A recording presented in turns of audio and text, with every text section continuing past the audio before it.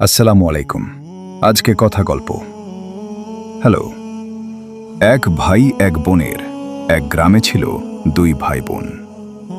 ভাইয়ের নাম ছিল হাসান আর বোনের নাম আয়েশা। তারা ছোটবেলা থেকেই ইসলাম মেনে চলার চেষ্টা করত। 5 ওয়াক্ত নামাজ, কোরআন তিলাওয়াত আর বাবা মায়ের খেদমত, এগুলো ছিল তাদের দৈনন্দিন কাজ। একদিন তাদের বাবা খুব অসুস্থ হয়ে পড়লেন। ঘরে টাকারও অভাব। হাসান সিদ্ধান্ত নিল বাজারে কাজ করবে। সারাদিন কষ্ট করে যা আয় করত সব এনে মায়ের হাতে তুলে দিত।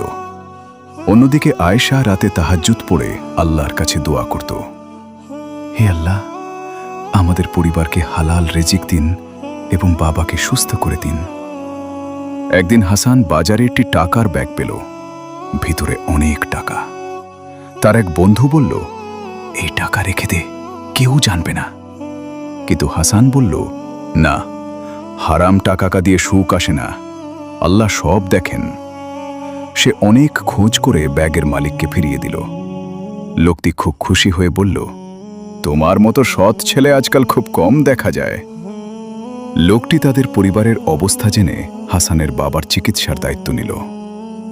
কিছুদিন পর তাদের বাবা সুস্থ হয়ে গেলেন।